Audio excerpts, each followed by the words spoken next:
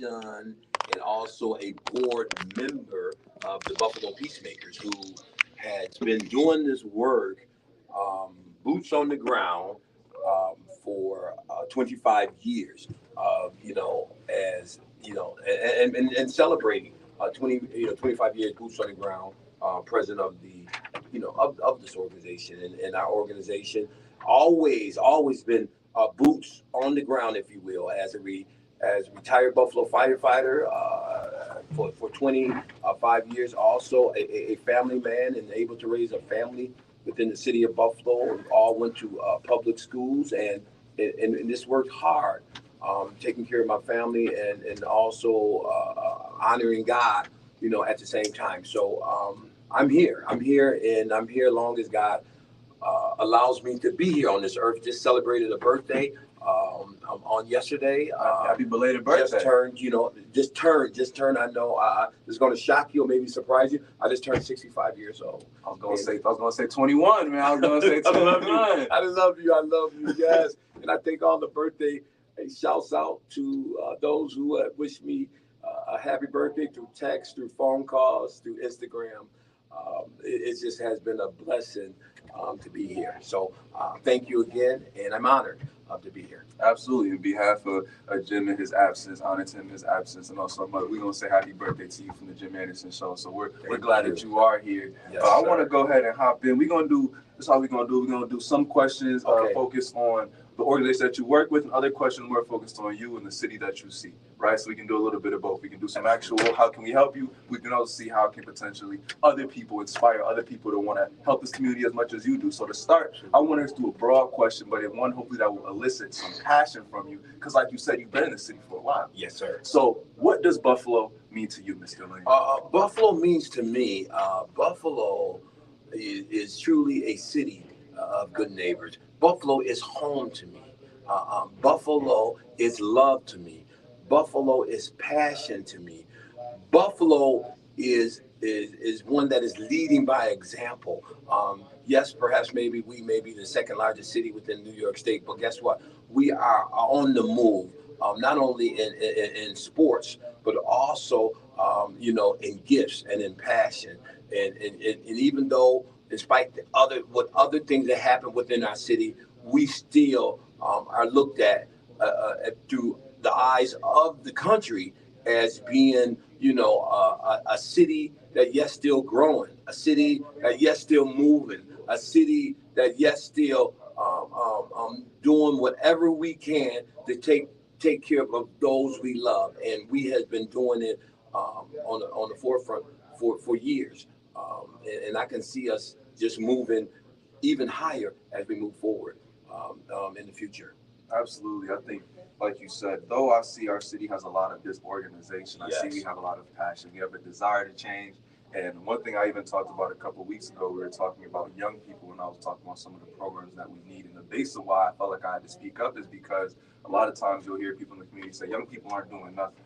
And I can't speak on every young person's actions, whether they're good or bad, but I can tell young people are moving. And so we got to be aware of that, because like you said, our city is changing. And if you're not aware of change, whether you choose to make a choice on it or not, you're making a choice, because it's going to happen.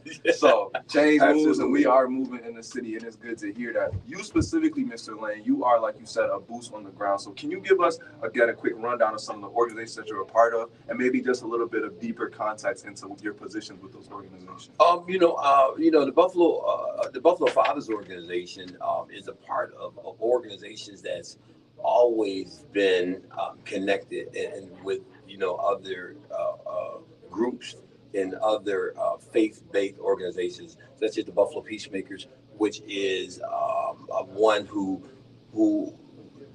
that always on the streets, protecting our youth back and forth to home and to school. And we've been doing that for the last 10 years. And the Buffalo Peacemaker consists of Buffalo United Front, Snug, Buffalo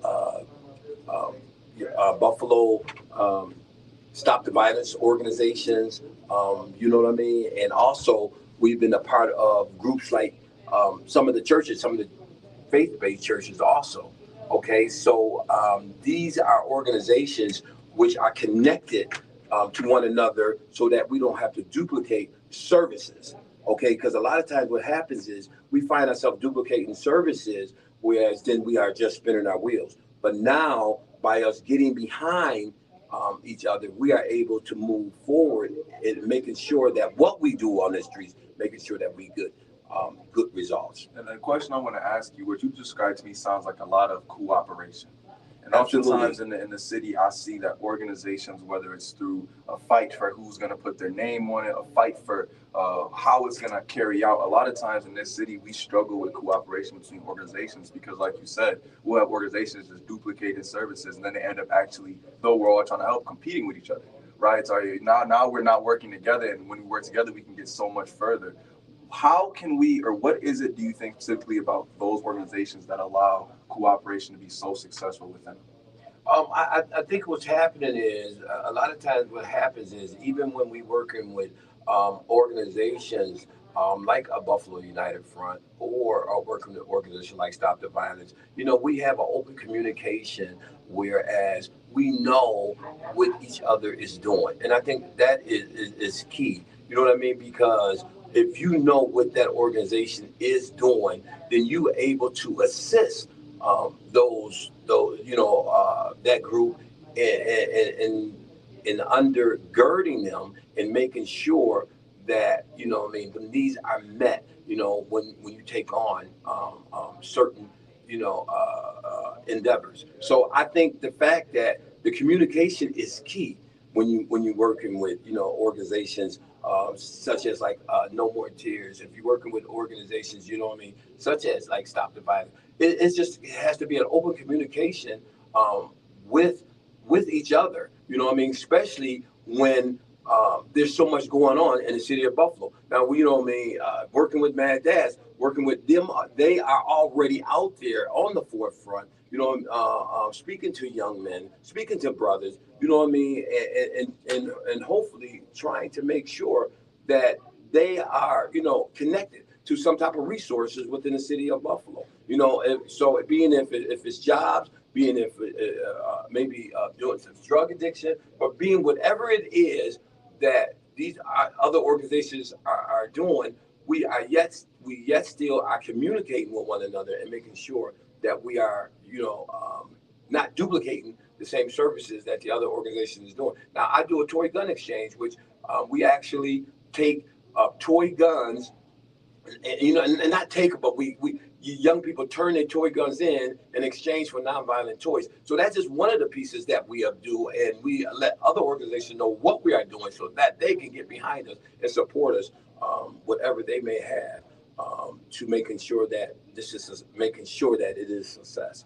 I think that for what you said, being able to not only be clear on what the bigger picture is, because whether it's SNUG, whether it's Buffalo United Front, or any part of Buffalo Peacemakers, the goal of these organizations is to make the streets safer. And I think when you start from that goal, especially when they're passion organizations more than profit organizations, when you start with a clear, concise passion that everybody agrees with, it becomes easier to cooperate and communicate. But like you said, I gotta say, communication is always key. Sometimes we get ideas and we want to go be founders, but it might not be out there. Yes. It's not to say that you can't still help or make an impact or still have a lot of draw or control over that organization. Yes. But it's just not always as simple as let me start everything anew, because we don't want to keep reinventing the wheel. We want to help people and get to where they are. So I think that's a great mindset for Buffalo to have, even different organizations in Buffalo, to say, what is the common goal? I know a couple months ago, we had two organizations in here, one organization that was talking about a land dispute with another organization.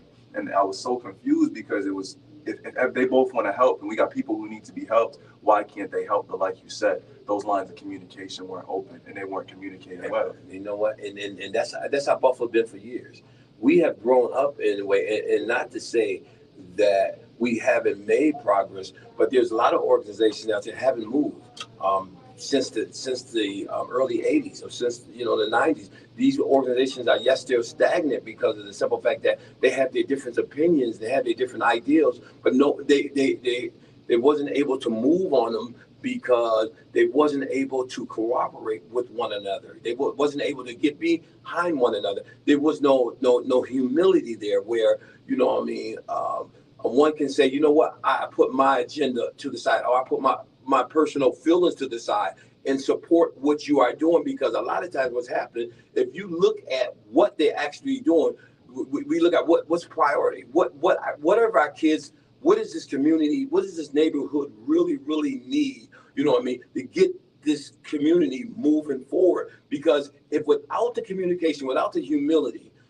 without one saying, guess what, I'm going to set my differences aside and work on yours, we can make a difference today. I'm not saying tomorrow. We talk about making an impact on today. Like we was just with Buffalo United Front on yesterday, on this weekend, a family fishing weekend. Whereas I don't want to say, well, I got another, idea. I'm taking, people fishing in another place, or taking young people and getting them together to go out and fish. Why not get behind this organization like Buffalo United Front? Why not get behind them and support them? Give them the manpower that they may need to assist these young people on how to fish. You know what I mean? And that's what we need. We need to get behind groups that's already been out there. And Buffalo United Front been out there for the last 10 years. So why not get behind them and support them, which was a great success. We had over 1,000 people come out on the lake yesterday because of the work that's already been doing over the years. So this is what I'm talking about. We have to learn to get behind one another, regardless on how we may feel, how we may think, our ideas and our opinions, and just do the work and save the young people. Because it seems to me, as a young person in this city, that we always respond to tragedy. Yes. Right? When tragedy strikes, boom, now we're all together. But it shouldn't take, if you're always running from tragedy, you're not really running towards progress. You're just running from tragedy. And so I think that we have a lot of work we need to do, like you said, saying, and I think we also have a problem in our community, and I'm going to cycle into some more of what you do, but I think we also have a problem in the community where, like you said, a lot of people don't see the value in small things. They're like, why? Well, I want them in internships. What is fishing? Well, what people don't understand is something that I believe, and you can comment on it. How you do something is how you do everything. Absolutely. Exposure to give yourself the freedom. A lot of people that look like us say we don't go fishing. Yes. And so if we don't go fishing, then I can also say that we don't do doctors. Absolutely. We don't do lawyers. We don't do politicians. And so when we start saying what we don't do, maybe we can say I don't, but there should be no reason based on the color of my skin that I can't do an activity. I think that that's the beauty in things like those fishing and other things where we're exposing people to different. Absolutely, and you're absolutely right. And even like with soccer or even hockey, like you said, you know what I mean? It's maybe what you don't do, but there's people out there that are good in that. There's people out there that are very talented. There's people out there that has been called to play them certain sports. So we as a community, we got to expose our kids to just about any and everything to see exactly where their talent falls at. You know what I mean? We got some great golfers out there. You know what I'm saying? We have some great young men that know how to golf. But guess what? We got to show them. We got to teach them. We got to expose them to it. A lot of our young kids didn't even know it was a lake at the end of the foot of ferry. A lot of them never seen a lake. You know what I mean? A lot of them never seen, which is called the Freedom Park. You know what I mean? Which was called before that was called the Broadworks Park, but it's a significant place, a historical park where, you know what I mean, where it was considered the Underground Railroad, where they stopped it. That was one of the last points where they stopped to cross over to Canada for freedom. So a lot of people don't understand why we do what we do, but we do what we do because we do it consistently, and we do it committedly. We do it wholeheartedly, and we commit ourselves over to it for a period of time, making sure that our kids understand exactly what's going on and educate them at the same time. And consistency, I like that because that's definitely key. When I look at some of these other organizations that you involve in, a lot of them are involved around helping the youth. And so one question I want to ask you is, when you're talking about exposing youth to different, like I said, there's a lot of stigma in the city for what they think the youth looks like. And I think oftentimes when people meet youth that push their ideas, or someone, let's say, meets me and says, oh man, you're not like the other youth. No, I'm exactly like the other youth. Absolutely. I'm no different. You just got to expand what you think about young people in Buffalo. You give us your perspective as someone who's very foot on the ground. What are the trends? What do you see in the youth in Buffalo, whether it's strengths or weaknesses? I see a lot of strength. I noticed that a lot of youth love they love music. I see a lot of music. I see a lot of talented youth here in the city of Buffalo. A lot of youth wants to get the exposure so that they can at least put out their feelings. They can at least put out, some things that they've been going through in their personal lives, and feel that, it's an opportunity for to put it on, to put it on some vinyl, and hopefully that it can send some messages out to other young people who are dealing with some of the same issues they are dealing with. So I see a lot of talented youth out here, young people, that's strong in music, and I'm hoping that they can get the exposure that they need from some of these organizations, and some of these media outlets, that could at least hear their music. But at the same time, we also understand that a lot of them is, even though we may think that they are undereducated, but a lot of them have skills, and a lot of them have talent,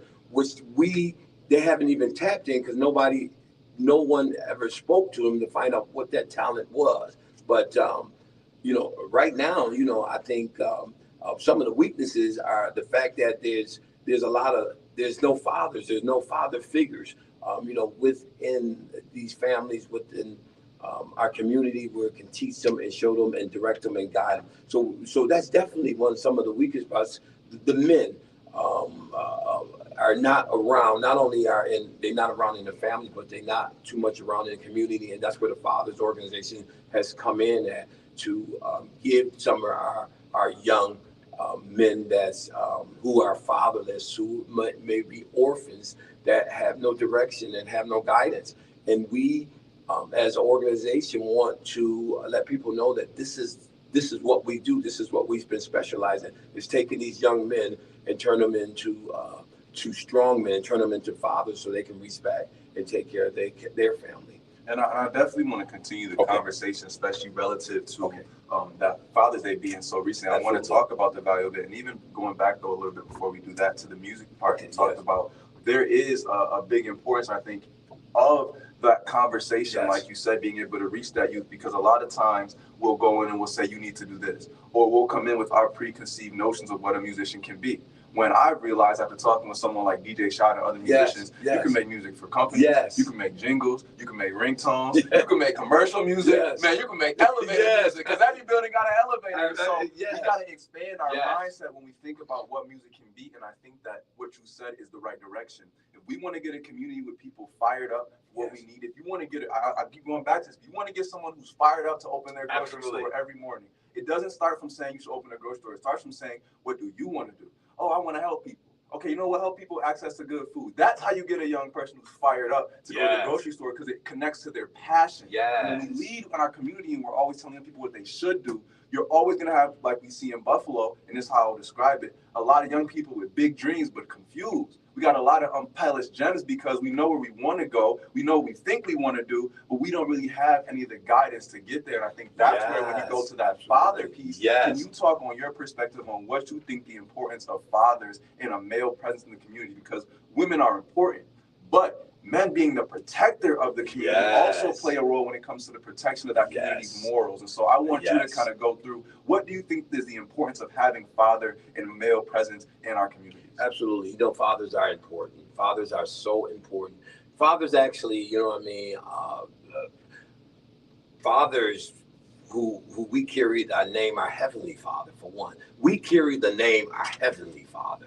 And if, carrying that title, carrying that sacred name, and carrying it with a point where as God has placed us, on his earth, in our families, to be the foundation of every family, to be the foundation really of this earth. You know what I mean? Knowing that everything that comes after us is making sure that we are those that are strong, not only mentally, emotionally, and physically, but financially. So the fathers are the foundation of any community, of any family, or any city.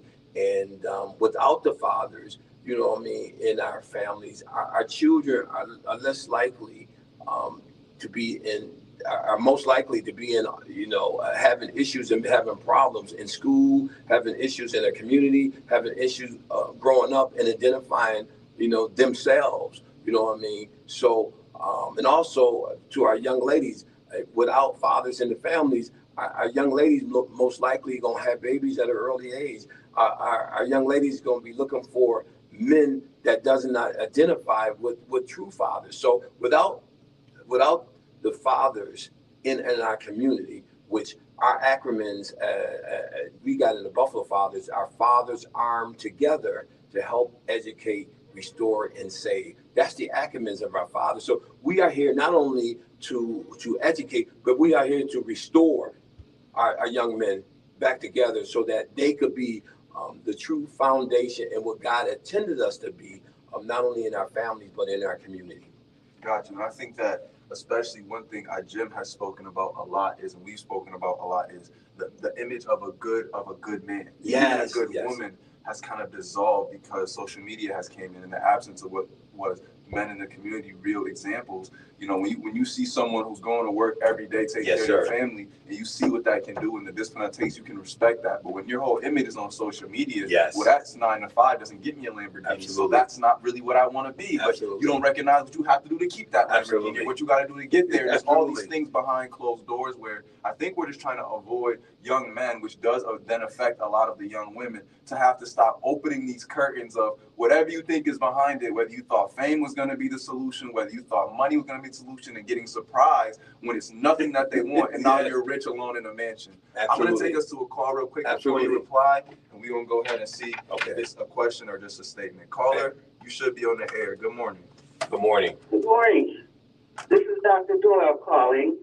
Good morning, Dr. Doyle. Good morning, Mr. Lane. Good morning. Good morning. Good morning. Yeah, this is Mother Doyle. I just wanted to call in briefly and invite the community and you to come to my 15th annual scholarship awards program Saturday at 1 o'clock. Oh, yes. At the Merriweather Library.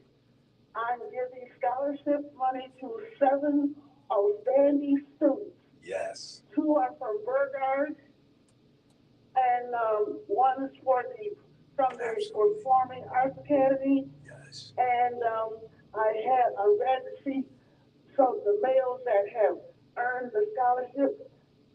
Each one of them is going to get a check from me for $500. Wow. And you know, Mr. Lane, I don't get a lot of donations. Yes. I do this every year. So when I come up short, I put my own money in there. Yes, ma'am. So these young people are going to be surprised when they get the check. And so if you're not busy, Saturday at 1 o'clock in my auditorium. Yes. Yeah, absolutely. We love it. Congratulations. Yes, absolutely. Absolutely. And congratulate. And you know, I want to say one last thing. Yes, ma'am. One of the students is going to the Rochester Institute of Technology. Wow. One is going to Howard. Oh, wow. That's one amazing. Student lost his mother not too long ago. Wow. But he had an outstanding application. So what I try to do is encourage our young people. And you keep up the good work, Mr. Lane. Thank you. And for all that you do. And I'll hang up and listen to the rest of the program. Thank you. Wow. That is amazing. Ms. Doyle, that is amazing. And you know, that's what it's about, is taking a young man and taking them to the next level. And that's what we need, support, like Mrs. Doyle has been doing so many years. It's this annual event and awarding them scholarships to our young men. And that's what we got to continue to do, is continue to elevate and continue to celebrate our young men. Because if we don't celebrate them, if we don't help them, assist them, who will? Right. And I just got to say, this is a point me on my make all the time. Absolutely. This is not related to the radio. Being able to say I'm having an event in my auditorium is crazy. That's the next level, man. I'm having an event in mine. Just look for my name when it's time to walk on in and grab a seat. That's the coolest thing. It's always great to hear Dr. Doyle. And like you said, that is what is needed. When we talk about that image of a good man, when small things, when I'll tell you what happens when you're not celebrated by your community. Absolutely. You're celebrated in the streets. Absolutely. You're celebrated in media, where these extremes or these stereotypes are like, man, this is what you should be. And then you get this warped image of what a realistic man in society looks like. You get a warped idea. And what I had said back in the day when someone said we're going with the youth in Buffalo, I said the younger generation reflects the expectations of those who came before them. Absolutely. Meaning this. but in my opinion, the importance of men in the community is we need more men asking young men, how are you doing in school? Absolutely. My dad was like that. Yes, and parents will like to say that they're like that, but it's not just for your kid, it's for kids. We need to make that the community expectation. Because when I keep asking you that question, how are you doing in school? Who are you voting for? What are you doing after college? When I keep asking you that, it becomes an expectation. And after a while, in my house, I had to have an answer. Absolutely. Oh, this is what I'm doing. This is what I think. This is what I think. And so my expectations change. Yes. And so as a community, I think especially within the men, we need to raise our expectations to say maybe why didn't you open that door? Yes, I'm not telling you to be wrong. I'm just seeking to understand, young man. And if we change those expectations, we start asking those questions again. If you want a community of young people who are actively and politically involved, start asking young people who are they voting for. Absolutely. When they keep saying, I don't know, you don't want to say I don't know forever. Absolutely. Especially when the men in your community are people that you respect. And I think that when you start again at that surface level, it took me a little bit of time to even understand what a good man looks like, even with a father in my household. Absolutely. Because again, I'm looking online saying, oh yeah, I want this, I want that, I want that. So I can't imagine if I didn't have a father. Yes. Go a little bit more in depth on some of the things that you in the Buffalo Fathers organization do to kind of give a father to those who maybe are fatherless in the community. Absolutely. You know, and us by the Buffalo Fathers organization, being out on the streets and constantly recruiting young men, constantly directing young men, constantly guiding young men. I think one of the things that our young men don't have, like you said, is that identity. They need to be able to identify themselves with somebody that's out there in the community. That's someone out there going to church. That's someone out there taking care of their family. That's someone out there protecting those that they love. There ought to be someone that they can identify themselves with, that somebody is doing the work of those who came before them. Because there's fathers that came before us, and we are mimicking. We are a reflection of those who came before us. So that real father is one that's going to take care of their family. That real father is the one that's going to go to work every day. That real father that's going to stand up and say, no, not my son going to jail. No, not my son going to be shot down in the street. A real father going to stand in front of anybody on the courts, in the school, and you know what I mean, in any at the headquarters of police in Washington D.C., where they could say, "Hey, not my son." So we are constantly in the streets, in the community, making sure that, you know what I mean, them kids get work, make sure them kids go to school, make sure them kids stay out of trouble. You know what I mean? And we are constantly, and I can't say a better way we can do that is reaching out to our kids and perhaps giving them hope and giving them something they can look forward to. We're going to head to a commercial break, and I definitely appreciate that perspective, and we can hop back in after the commercial break. Thank you. Absolutely. Thank you. Did you want to, so I know I might have said 30 minutes. Do you want to do the full hour? Do you want to leave right now? That's completely up to you. If you got some things you can do, I can carry this next half on my own and just kind of go off of what you said as you want to leave out. You could have a quick statement when we come back and then leave, but don't feel forced to stay for the full hour. Okay. Yeah, I might have to. I just might have to. No, you're all good. But if you do, like I said, what we can do is, or if you can give me what you want to leave and maybe an event that you have coming up, an important contact, I can just state that when we come back in, and then I can go from there. Okay. And I apologize. No, you're all good. I'm going to go grab a newspaper real quick. Yeah, okay.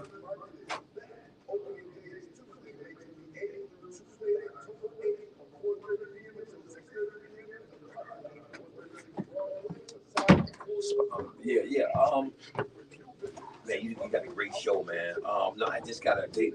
One of the vendors dropped us off a truckload of French fries. Oh, yeah. I got to move on because they're on the pallet out there. But we basically going to be out in the community doing our toy gun exchange. Coming up with our toy gun exchange. We want to have it. We're going to have it in July. The month of July. They just got to stay tuned. Sorry. Okay. We as we come back from the commercial break, Mr. Lane is a busy man. The community is servicing 24/7, so he gotta bounce out of here. He's gonna give us a date for a toy gun exchange that the community should be aware of. We'd love to have you back as well, but we're gonna let you just say that and then go about the rest of your day. You know, what we have been doing, the Buffalo Fathers organization and also Buffalo Peacemakers, we know we still. First of all, our condolences go to the family. You know what I mean? That the Fumby family that lost their child due to gun violence, and I think gun violence should be at the top of our list of of how we can do it to stop the gun violence that's been killing our young people. You know what I mean? Anywhere from the ages. I mean, this is the 3-year-old. You know what I mean? All the way up to 35. So we have to find ways. We have to find solutions to educate them the impact that it has when someone get murdered on the streets, because it just doesn't impact that family. It impacts an entire community, an entire city. So we just got to be creative and find ways to educate. I want to say educate, because we know, yes, it's okay to carry a legal gun, but there's a lot of illegal guns out there in the streets, and they flood in our community, and so many kids have access to them. So that's one of the things that we can discuss, if not now, but next time. How do we stop the violence that's plagued our community for so many years and took out not hundreds of young men, but thousands of young men in the last 10 years, in the last decade? We lost a lot of black men to the streets of gun violence. So one of the things we want to do, well, we've been doing it all along, like on Wednesdays, you can turn in your toy gun. You can turn in your toy gun and receive a nonviolent toy. Now, a nonviolent toy can be a football, a basketball, it could be a car, it could be, you know what I mean, something that is more educational opposing to violence. Okay, so when you put a toy gun in a young person's hand, we feel that they feel comfortable with pulling that trigger, and we just don't. We want to take the comfortability out of it, and that's all we want to do. Right. Take the comfortability out of them pulling that trigger, because sooner or later they're gonna put a real gun in their hand, and guess what? They're gonna pull that trigger in the same way, the same fashion, and just like we see, on these video games. And not only that they shoot them 2 and 3 times, but they're watching the blood and the gore comes out of these bodies, and it's sad for them to familiarize and desensitize themselves due to all of this violence that's been plaguing our community. So we feel that we can start at a young age. It's not too young to start educating our kids at a young age, at 3, 4, and 5 years old, on the violence that these guns have. And that's why these type of guns do not belong in the city. Yes, it's okay in the suburbs. Yes, it's okay out in the woods. But guess what? We are not in the woods. Right. You know what I mean? This is an urban community in an urban setting where we have differences and we have conflicts with one another. And we got to take that out. We got to also learn how to sit out and talk about these conflicts with one another without having to pull the trigger. And I'm sorry, I have to go. I didn't got into all of that. But on Wednesday, Wednesday again, we're gonna do a toy gun exchange. Where would that be located? That'd be right there on Jefferson, across from Tops at 1276 Jefferson. Toy gun exchange. Bring your toy guns in and exchange them for a non-violent toy. And that's what we want to do. Exchange your toy gun. Get all them toy guns that we know that they out there. A lot of them out there.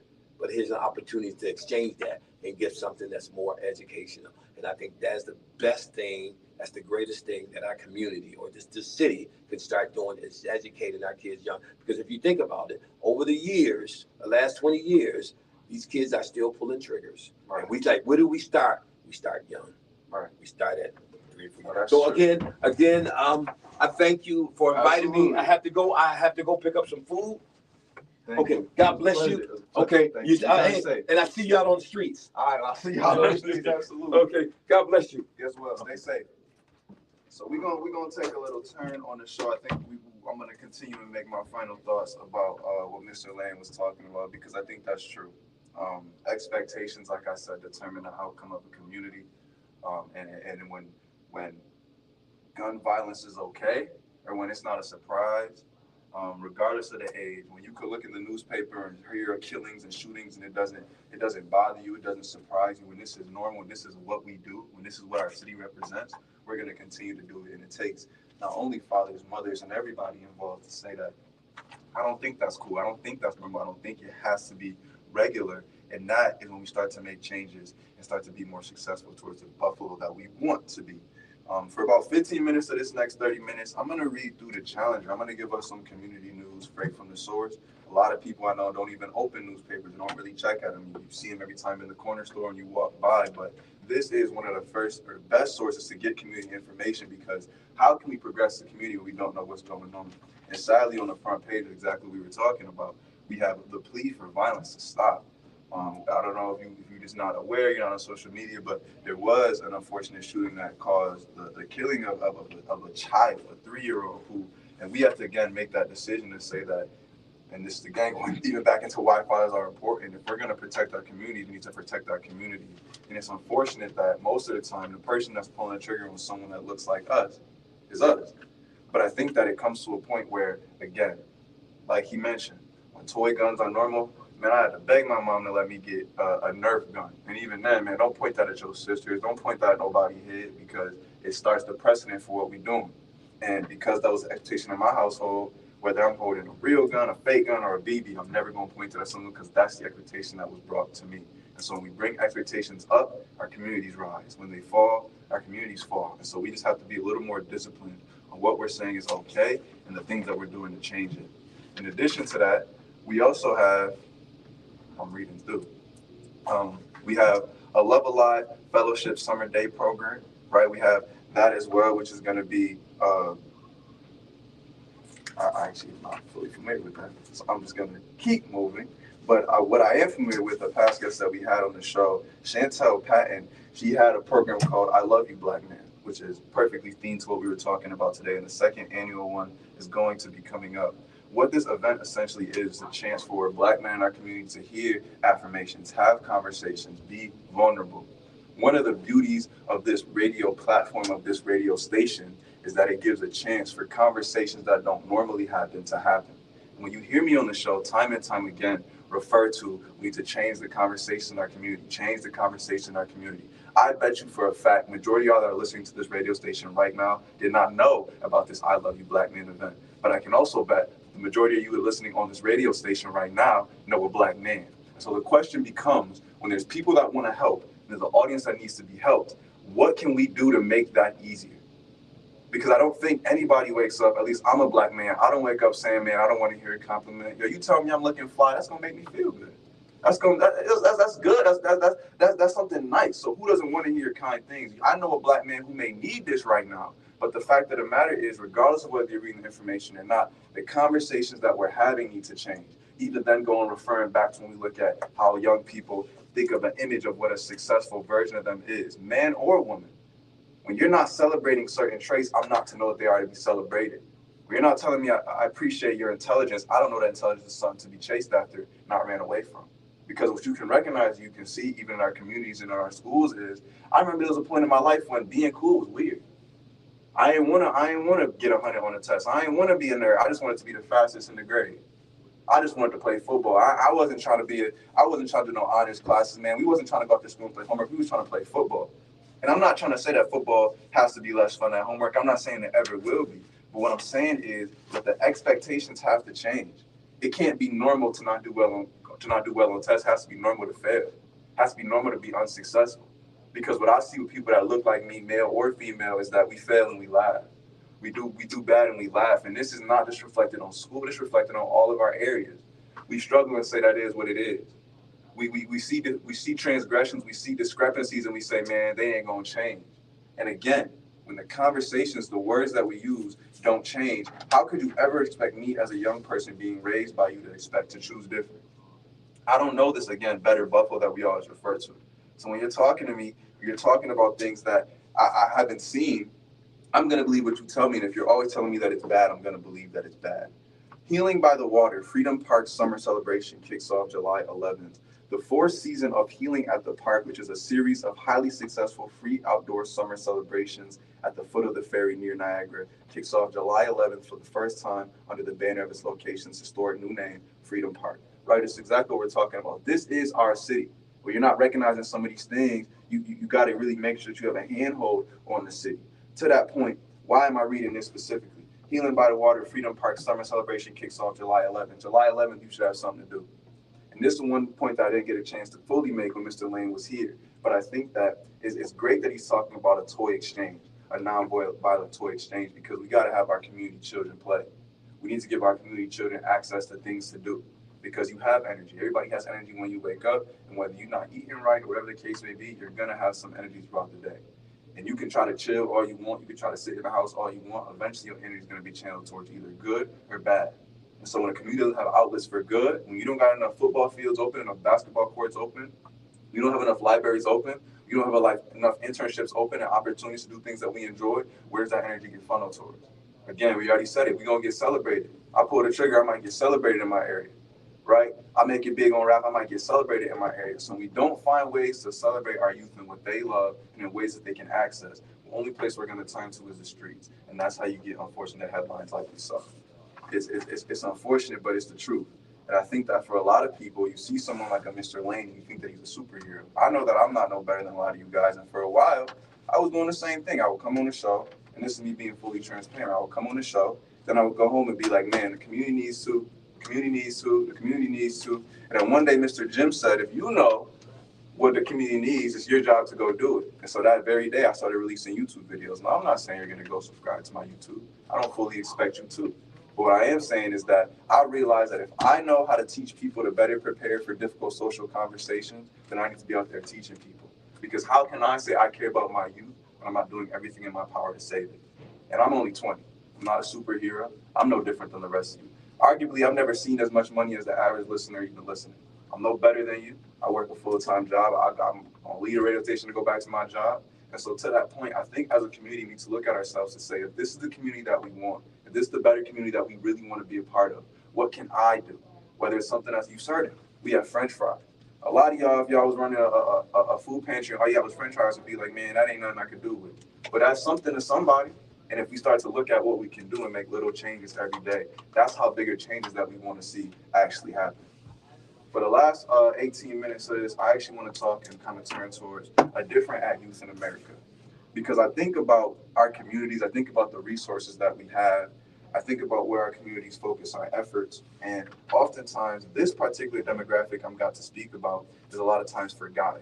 But I would argue that this demographic I'm about to speak about is a demographic that we most need to target in order to change our city to where we want it to be. If you want to call and join this conversation, because it is just me, I'm talking to empty chairs. They look friendly, but I'm talking to empty chairs. You can join the conversation at 716-837-1112. Ask DJ Shot to get you in the call, and he'll be able to do that for you. But not the most at risk, but the at-risk youth in America that I'm speaking about is the nothing wrong, can't tell type of kid. What does that mean? The nothing wrong, can't tell type of kid. The nothing wrong, can't tell type of kid is me. And what does that look like? A couple of radio shows back ago, we had the district attorney, Michael Cain, on the show. And he was talking about a lot of the programs that the community does for at-risk violence in Buffalo. And the violence is terrible. Like I said, you can look in newspapers and become almost immune to seeing a shooting on it. And it's crazy to think about, but the most at-risk, not most, but the at-risk youth I'm talking about today are the don't show, can't tell type of youth. And what does that mean? For me, I did well in school. I went to Canisius High School. I graduated with a 4.0. I did well. I did very well. And I graduated with a lot of other men who did well as well, young men who did well as well. But a theme that I see for a lot of times is, once you see that your kid is doing well in school, once the community sees that a kid is doing well in school, we assume that everything else is supposed to be squared away. We assume that, okay, he's not out here on the streets, everything else will be squared away. And this is an idea that I want us to think about. I don't ride around with guns. I don't hang with people who are high-risk shooters. But yet I feel terrified when I see police around. I don't got nothing on me that's going to cause me to do 20 years. No switches, no blicks, nothing that rhymes with block. But yet, when I see police, I still get scared. I still wouldn't feel comfortable running to a police officer away from a scary situation. I still wouldn't feel comfortable looking to the police officers in my community as trusted resources. And so, do you think that there's more at-risk extremes, or there's more kids in the middle lukewarm where I am? There's probably more kids in the middle lukewarm where I am. And the fearful thing that I have for my community is I don't see the support for that demographic. If I'm not coming out the house doing illegal things, and the communities and the police are not engaging with me, how do stereotypes happen? How do relationships disintegrate? It happens when what we think about others, what we perceive about others, is not in alignment with what they intend. I don't think any police officers in the community wake up and say, I want to make Austin Martin's life specifically worse. But that being said, when I don't talk to any community members or police officers to clarify that, I don't know. I don't know. I want to assume well, but then I see extreme things, or I see things like a mother's plea that violence have to stop, and I don't see a response to that, and I get wondering, I get curious to say, no, what do they really want? How long can the benefit of adults support you? Let's go even further past police. Oftentimes, it's not the people who are struggling that we funnel into these jobs. We have talked time and time again recently on the show about the importance of talking and listening to kids' motivation to build an inspired and devoted workforce. Again, I always recommend entrepreneurship, and I'm not saying entrepreneurship is the answer, but you got to understand why. I recommend entrepreneurship because when I ask a young person, what do you want to do? I truly get a full reflection of, if there were no constraints, what would you do for a living? That's what you want. And then my goal as a community member or a parent or a guardian becomes to connect what you want with what you need to do to be successful. But what happens a lot of times when you got that A on your report card, when you getting them B's, and you getting B's and C's, even C's depending on your family and your context, is they gonna say, oh, you need to go here. And I'm not reflecting on I'm not reflecting on extremes that I think about, I'm reflecting on my experience. When I told people I wasn't going straight to college to focus on speaking what I wanted to do, what I love to do, I had so many people telling me that wasn't me. How are you going to tell me what's me, rather than try to support and love me for the person that I'm showing you that I am?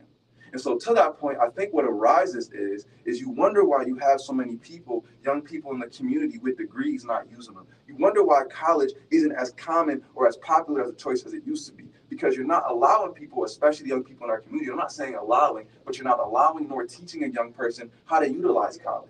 You're not teaching or allowing a young person to understand how they can achieve the dreams that they want. And so when you get smart people like myself, you get smart young people like our city is filled with, you're not filling them with what they want. You're only telling them what they need. You get a bunch of people who feel stuck. When I talk about why young people in our community look the way that they do, why do we have the world at our fingertips and are too fearful to grab it? Part of it is because we're too fearful to grab it, but a big part is because a lot of young people don't know how to grab it. And it sounds so simple. It sounds so basic, but you got to understand. Just like it may be your first time being 40, 60, 70, it's my first time being 20. So what's common to you is not common to me. Meaning, when you have a child, you have to teach a child how to sleep. You've been doing it your whole life. But yet, when you're not taught these things, these are things that we have to learn. And so to that point, when you have young people in the booth, I remember we had a young man from Burgard. He was talking about he wanted to box. And we had asked him, are you calling gyms? And he wasn't quite to that level yet. He wasn't quite there yet. But I know for myself, reflecting that on me, when I wanted to speak, I had no clue on how to do it. And I'm not saying there has to be a city that has all the answers for everybody, but what I'm saying is that is there nobody? Is there nobody I could talk to figure out, how do I maneuver this? Because a lot of the times what I would run into is man, go to college, get your degree, and just get you a job. But again, how am I going to get a devoted workforce in a city when I'm not asking what you want? I'm telling you what you should want. And so I think there needs to be some more conversation, some more resources. When you see the young man in the bathroom at school, and I use these examples because they're true in what I've seen. When you see a young man in the bathroom at school, cutting hair, and you like, you can't do that here, well then where should he go? And the longer we don't have an answer for that, the longer we're going to struggle. When you see a young man trying to make music in his crib, and you like, yo, you need a mixer. And you say, or you see a young man trying music, you should be doing homework. Okay, well, after he does his homework, if he wants some music, where should he go? You don't have an answer. And so what happens is you want a community of young people who are dreaming and doing things, but you have no resources or access for us to go. And again, I'm not saying everybody has the answer, but there has to be somebody out here who does. There has to be somebody out here who does have the key. Because when I connected with someone like a Jim Anderson who could open doors for me, how much it changed and it allowed me to traject myself towards closer to where I wanted to be faster than the year I spent just scrambling trying to figure it out. There arises this at-risk youth in Buffalo where we have a bunch of smart people who aren't making smart choices because they're not even aware of what smart is. And I'm saying that to say we have to do a better job, in my opinion, community, in meeting people where they are. And that goes both ways, meaning the same grace we have to give our young people is the same grace us as then young people have to give to our elders. Because again, what happens to us? Why is it that Jim can say week after week, man, someone started a study group, but everybody in their mind is like, man, I ain't doing that. It's because we don't see the value in it. If it's not something great, why doesn't communication and cooperation happen? And we were talking about Mr. Lane, because if it's not great, people think it's not worth it or it's not going to happen. But yet, as a city, we stand by and watch big things just happen to us. We had people on talking about the tunnel how many weeks in advance before it happened? And look what's happening. I'm saying that to say I think we need to be more proactive and less reactive. Because for the current trend that the city is going, even talking about the interview with the comptroller last week, we're in trouble. If we don't figure out a way to get these young people in homes, if we don't figure out a way to get these young people active and touching money, actively adding to the economy, we are going to struggle in the next couple of years. And pointing fingers, like she said, is 100% going to happen. We're going to have to do a lot more than just point fingers if we want to get out of this. And this is not a moment, not an instance where we can simply just look at it as if we're going to see what we can do when we get there. Because when we get there, it's going to be too late. And so I think as a community, we got to start doing more. And more, not to just say doing stuff. I'm not saying just start doing stuff for the sake of doing stuff, but I'm saying we need to make, again, those small changes to allow us to become the community that we don't want to be what we need to be before we have to have government agencies, federal boards come in and take control. So the reality is, I just wanted to personally speak on something that was, to me, a very at-risk youth that we don't speak about. We got too many degrees, too many dollars being used for degrees that are never going to be used. And I think a lot of this could be solved. We can get a lot more passionate, a lot more involved. Like I said, every young person wants money. There's no way there should be vacancies at the comptroller's office. Every young person wants to help people, or a lot of young people want to help people. There should be no reason why we have a shortage of counselors or teachers.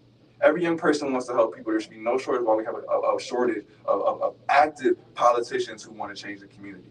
But we have to help young people understand how what they want can help others get what they need to be successful, because that's how we get a passionate workforce. Not gonna lie, that was all I had to really talk about. I got about 8 minutes left. So if anybody wants to call in and add a point, you definitely can. I'm gonna go ahead and look through. Look, y'all, I'm not perfect, and I'm not trying to even assume to be. I don't, you got to find some stuff to talk about. Sometimes you got to do what you got to do to make the show happen. It's the responsibility that I was told to take care of.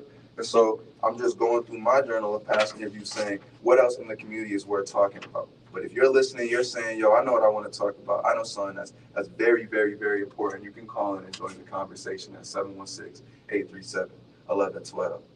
As I look back through some of these interviews and I look back at some of the stuff that we've done, I see names like Patrick Freeman, the stadium issue. We lost it. We fumbled as a community. And I look back at other things like soil sampling. I wonder how is our community doing with soil sampling?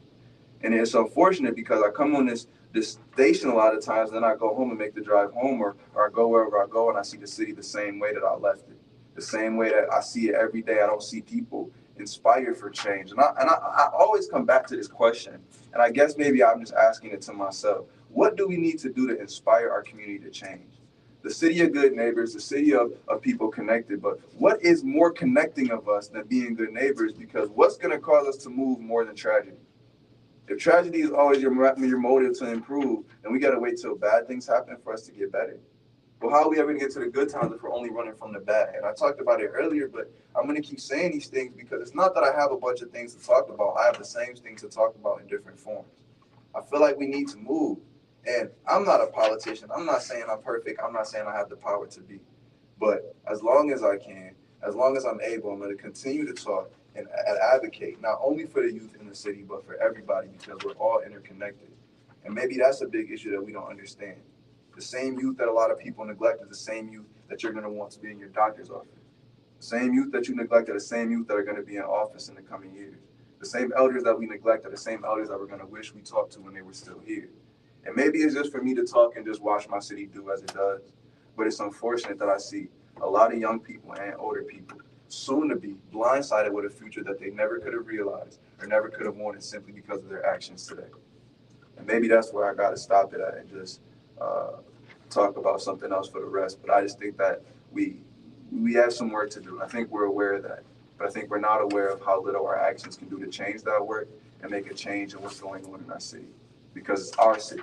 It's not their city. We're not waiting for someone to come in and fix it. It's our city. And if it's our city, then there's no reason why we shouldn't be able to be successful in our city. I'm going to go through the calendar of events for the day.